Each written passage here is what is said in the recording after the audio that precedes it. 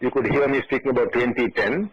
In 2010, the trainers themselves would be conducting the courses in their respective countries and would be initiating people into becoming blessing givers. There shall be no control or conditions imposed on the trainers. They would come from their own life experiences and from their own insights, and will have the freedom to restructure the courses as they feel best. That's for 2010. 2011, the courses could still continue, but then the blessing givers themselves would be in a position to initiate others into becoming blessing givers, because by that time the phenomenon would have grown much more. So there will be a large number of blessing givers. The idea is to produce a large number of blessing givers without having to spend money.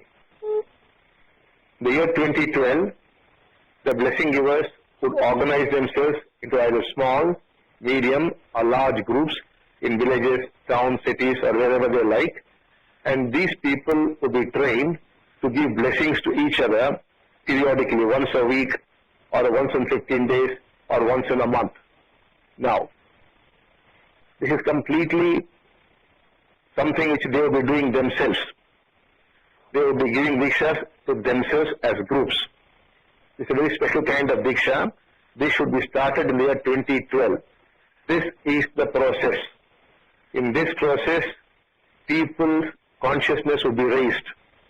If they happen to be Christians, they would experience Christ consciousness. If they are Buddhists, they would experience the Buddha's consciousness. If they happen to be Hindus, it depends upon what consciousness they would like to experience, either Krishna consciousness or Rama consciousness. If they happen to be Muslims, they would discover the true essence of Islam, and there should be an Islamic consciousness.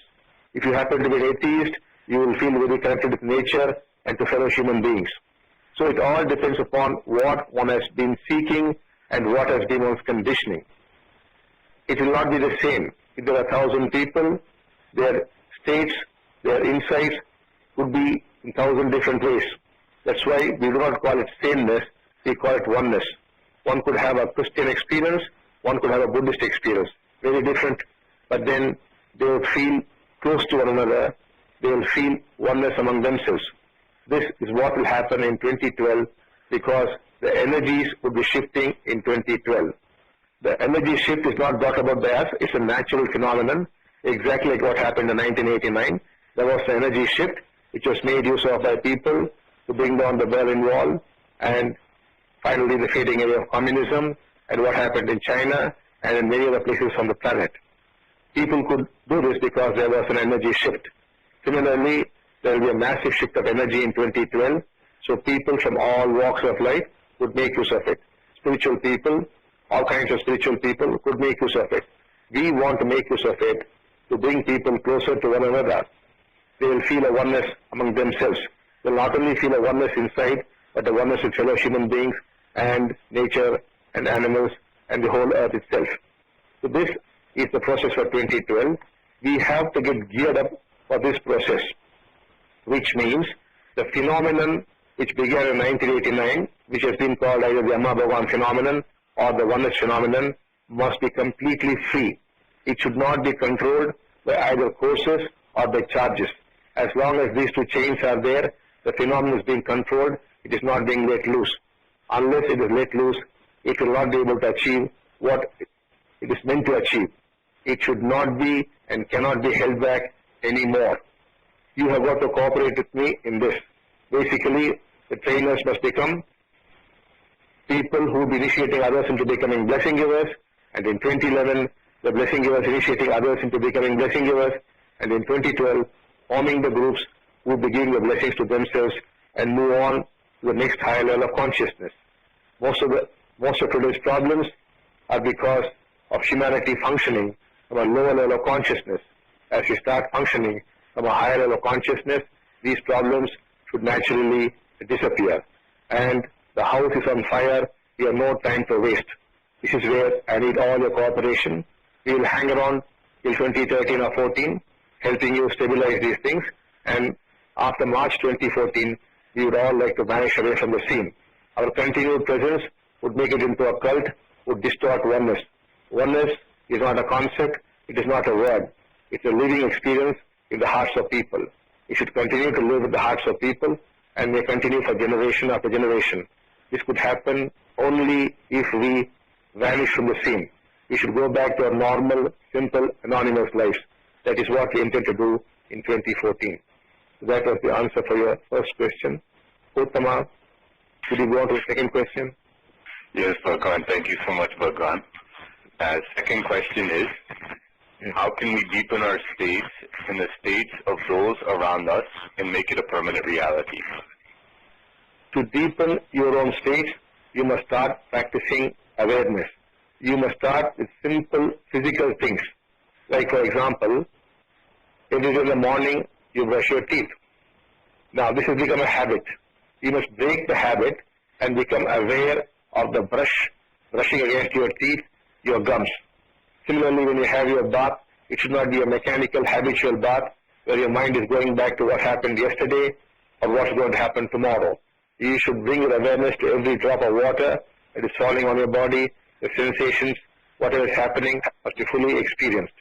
Similarly, when you are eating, every morsel of food that is going in must be experienced, not mechanically eaten.